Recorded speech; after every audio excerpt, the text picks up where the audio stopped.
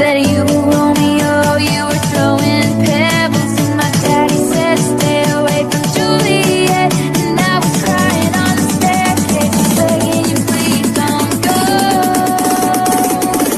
And I said, Romeo, take me somewhere we can be alone. Oke, perkenalkan, nama saya Kadek Nopendi, NIM 2018-01-2011.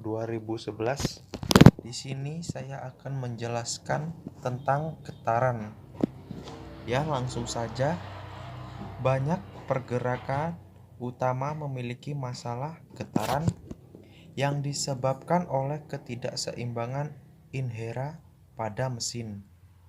Ketidakseimbangan mungkin disebabkan oleh kegagalan desain atau proses manufaktur yang buruk.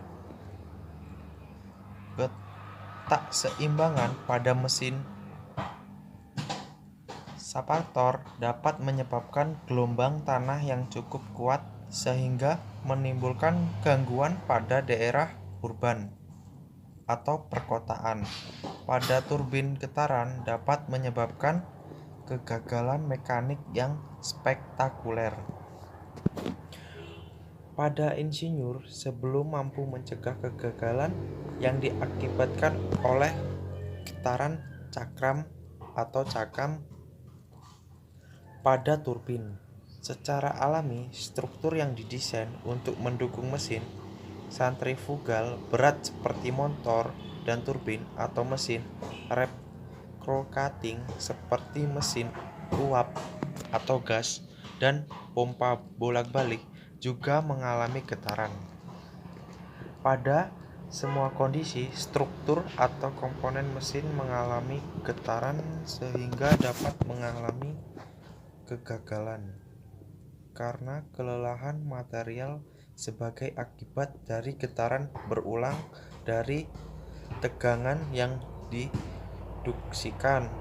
Lebih jauh, getaran menyebabkan keausan yang lebih cepat pada part-part mesin seperti bearing dan gear, dan juga menimbulkan kesetimbangan yang berlebih.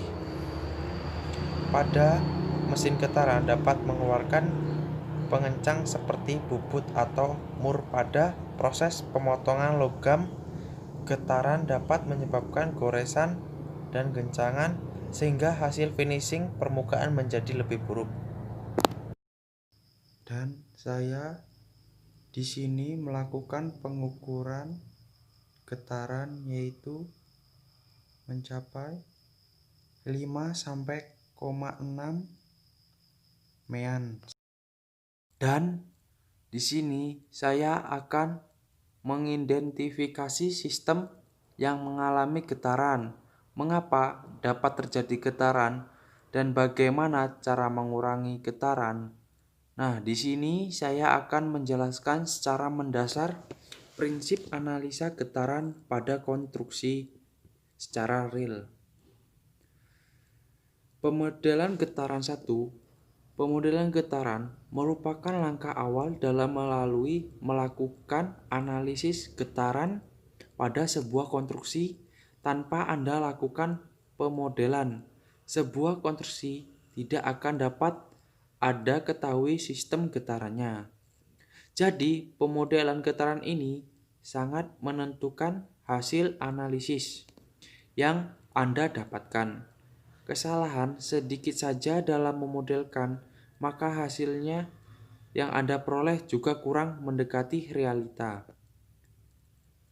Pemodelan getaran sangat bergantung pada sistem yang mengalami getaran. Sistem getaran pada bandul sederhana tidak akan sama dengan proses yang berputar, dan benda juga pada batang pohon yang mengalami getaran. Jadi pada sistem yang berbeda, pemodelan getaran juga berbeda. Dan gerak osilasi adalah suatu sistem contoh paling sederhana mengalami getaran. Gerakan osilasi dapat juga dikatakan gerak yang mengalami getaran terus-menerus tanpa henti. Jenis gerakan ini hanya sebuah idealisasi getaran yang tidak akan Anda jumpai di mana-mana. Nah, langsung getaran bebas tanpa redaman. Getaran dapat dibagi menjadi dua, yaitu getaran bebas tanpa redaman dan getaran bebas tanpa peredaman. Getaran bebas tanpa. Sekian dari saya. Salam teknik. Uye.